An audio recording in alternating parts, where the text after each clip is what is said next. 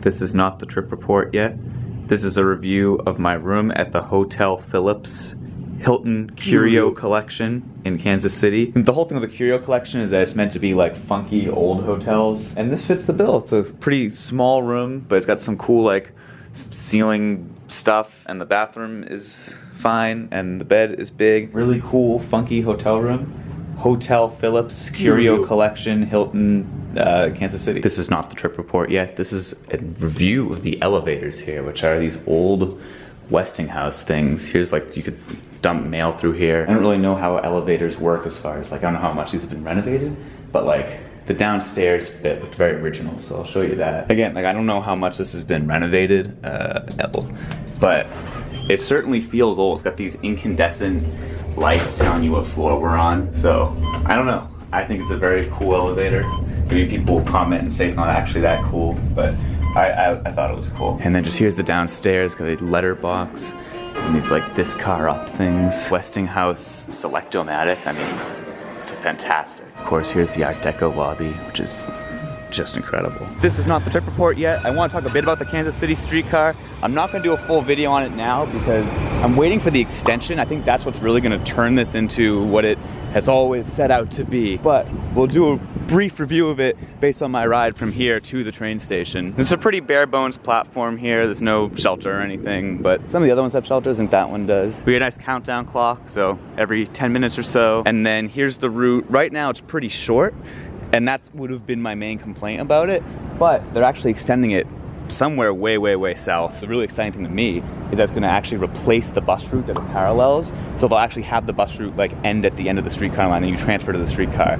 That to me is incredibly exciting because it'll really be one of the first times that a modern streetcar actually becomes its own transit spine, not just a little downtown shuttle. So unfortunately it's like all dotted, which sucks. The door open buttons actually work.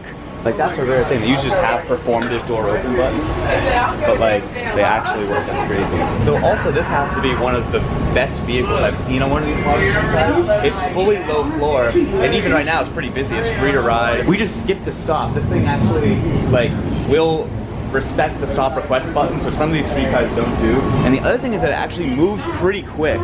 Like we're going on the slower side for it right now, but last night when I rode it, it was packed and it was going like 30 miles an hour down the street. Also right now it's in mixed traffic, but once it gets extended, that whole part will be in its own lanes. So this might become a bottleneck and maybe they should consider giving it lanes here too, but it's really exciting the extension will have its own right of way. So I'll be back for the extension, which you can see is happening actively. I don't know, I'm just really excited about that because it's a pretty good line now, but I think it'll be an actually like shining example of a useful modern streetcar when it gets extended. So here's the streetcar stop, and then here's the entrance to Union Station that is open from 6 a.m. to 7 p.m. which is kind of dumb because the Southwest Chief gets here at like 10 p.m. or something, so whatever. We can use it now. So we've now entered the Amtrak zone, and therefore this is apparently a trip report. He doesn't have duration or expertise, and he's not like Paul or Jeb who can do this with ease. And now it's apparently too late to abort, so it's apparently a trip report. They've got some cool Foamer images on the walls here. Actually, like, incredibly cool. They apparently got a documentary about Union Station. Okay. More Foamer stuff, some schematics, more photos. We've got some history here. The station opened in 1914. And you can see it was once much larger than it is now. It was like 16 tracks. Today, I think it's like 2 or 3. And then, here we are. I mean, look at this. Honestly, like, one of the great stations. It's really sad that it gets, what, 3 trains a day. So it's the 2 Missouri River Runners, one of which will be taken today, and then the Southwest Chief to and from Chicago. And the Missouri River Runner goes to St. Louis. Oh wow, what is this line? Is this like the boarding line already? Here I was thinking, man, I'll try to get here early so I can get a good seat. Apparently 23 minutes early is not early enough. Oh, I forgot to mention, I've been calling it the Missouri River Runner, but I think Nathan will be very upset if they didn't call it the mizzurah River Runner. Okay, 19 minutes before departure, we're off. Some great neon at this Amtrak waiting room that we didn't actually get to use, but it looks pretty nice. Oh, I guess there was some Foamer stuff I missed. Gate closes 5 minutes prior to departure. Oh, keep that in mind. It's one of those. We get to walk across this massive bridge to actually get to the train. I wonder if there used to be more tracks where this kind of nondescript office building was, or is now. Link Serve Mo Riv Run No 31. This is actually a through train with the Lincoln service, and it runs all the way to Chicago. We won't be doing that because the Lincoln service is a separate route, so that'll be for some future video. This is just going to be for the Missouri River Runner, which does have an additional trip. That's just it. Big line for the elevator. Honestly, the stairs are moving so slow. Maybe we should just get in the elevator since it's here. And apparently they're splitting people by destination, so he told me to go down here. Why is it gotta be so micromanaging? It's like, they have a bunch of doors open, but everyone's kind of crowding at this one. It's like, I don't know if I want to go to another one, because I don't want to get yelled at. And I guess we'll just hang out in the line. Go jump to the left here. Oh, can't use that. Gotta be the coach to the left. It's packed because everyone's going to St. Louis. Yeah, I don't know about that micromanaging boarding process, but it is what it is. We're now in our comfortable Venture seat. So for everyone who doesn't know, this is a Venture car. It's the newest Amtrak coach cars. They're supposed to have like screens and announcements, but look, those aren't working. There are lights and a big tray table, and then thingy. And I guess we can show off the recline, which I think it's already reclined. Recline just pushes forward a little bit. All right, we're off. 1 minute early, which I guess is fine because the doors close 5 minutes before departure. I'll definitely need to come back here. I feel like I spent a criminally short amount of time in Kansas City. So right now we're running through the Kansas City suburbs. We actually hit up a few stops in the suburbs, Independence and Lee Summit. It's almost like there should maybe just be commuter rail that goes between them. Independence, the home of Harry S. Truman, said the sign. That's a pretty striking church over there. I don't know what the story is, but it's cool looking. Okay, we just announced the cafe car is open. I am pretty hungry, but people are mobilizing, so I might want to wait a bit. The data connection in these Venture cars is absolutely atrocious, so I have no idea how fast we're going, but I mean, it feels pretty fast. Summit, we've got a caboose here and a pretty nice looking downtown. Now it's time for a bathroom review. Woo! I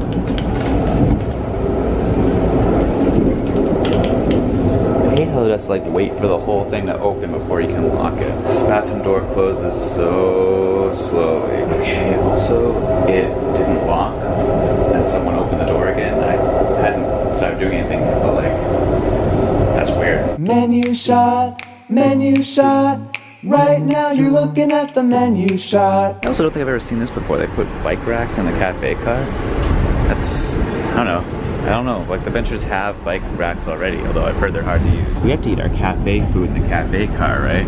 I got a bagel, coffee cake, I got my standard breakfast, and then a cup of ice, which is the thing I do if I don't have water, because it will eventually become water. Warrensburg, Missouri. Another, small town that seems to have been built around the railroad. It's kind of nice how the views here in Missouri haven't been completely flat. It's like some decent hills. This is Sedalia. Oh, they had like a new addition. That's really nice. Oh, the downtown's on the other side of the train, which is why this looks a little dead. But you can see there's some buildings over there. From here, it's an hour to Jefferson City, which is the capital of Missouri, and it's also the part where you actually go along the eponymous Missouri River. Good timing on this shot, huh? So that's the other Missouri River Runner. Oh, this small town has like a train mural, and we just don't stop in it. Okay, it's so stupid that these seat pockets in the Ventures don't have a bottom, because these stupid safety cars always just fall out. It's like, how are they supposed to stay? There's a bit of a like thingy here to like try to catch them, but you can easily just fall through, and then there you go. We're almost Jefferson City, and we have our first view of the Missouri River. So we'll be following this for quite a while. Jefferson City, I'm not sure if that's the station building or just like a random building, but it's very nice. And then we have a freight train blocking our view of the Missouri River. So true to their word, we are running along the Missouri River, but there's usually a row of trees blocking it, so we're not really getting particularly good views of it. I mean, I think this is still the side to sit on because it's a river, it's pretty, but it's not exactly like the clean, unbroken views you would get on something like the Hudson Line in New York. Yeah, like every time there's a break in the trees, I try to get my camera out to capture it, but they're pretty pervasive. I do have to say, though, the farmland is pretty beautiful when it shows up.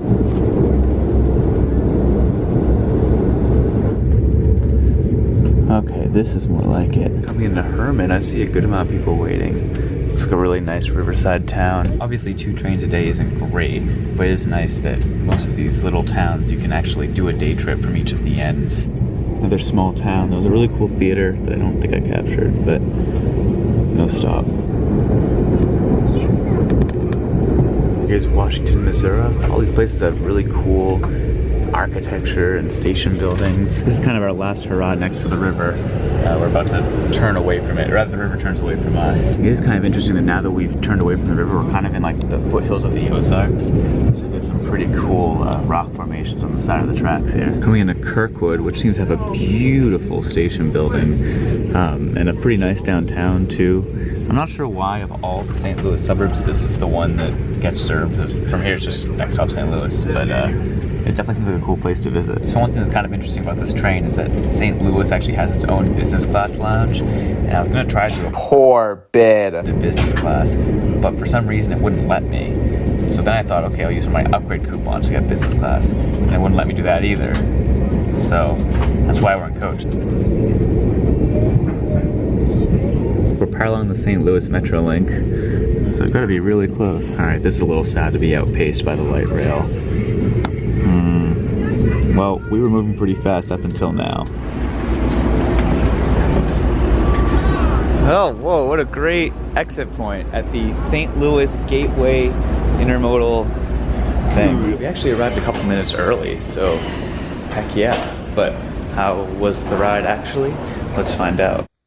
Oh, I guess I'll put glasses on. So the Missouri River Runner is just kind of a nice little train, and I don't think there's too much to talk about, but we gotta talk about it. The scenery is like okay. I feel like there's some nice farmland moments. You can definitely pass through a lot of nice little towns, but like the actual river, you're not really seeing much of it. It's like there's usually trees in the way. It's cool when it comes out, but I don't know, scenery is like a C tier. It's perfectly fine, but nothing crazy. That said, there are a lot of cool small towns along the route, like Sedalia is home to a ragtime festival and the Missouri State Fair. Washington is apparently the corncob pipe capital of the world. Herman has this German influence. They do like Oktoberfest and make a lot of sausages. The train does take a fair bit longer than driving, but I think that's just the trade-off for serving these small towns, and especially Jefferson City. So there's a lot of interesting stuff you can see, and it's nice that the schedule does allow you to technically do day trips, however long or short they may be, based on the fact that it's just 2 trains a day.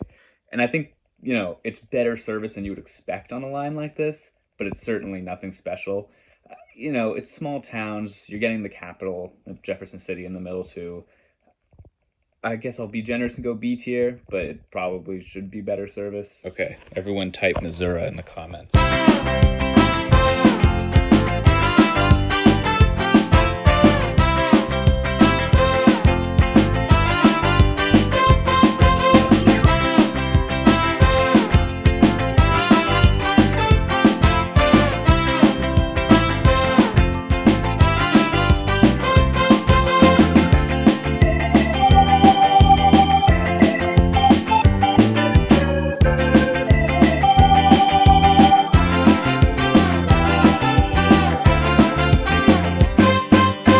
Royce, what day of the week is it? Monday. What does that mean? It's Metrolink Monday. Metrolink Monday!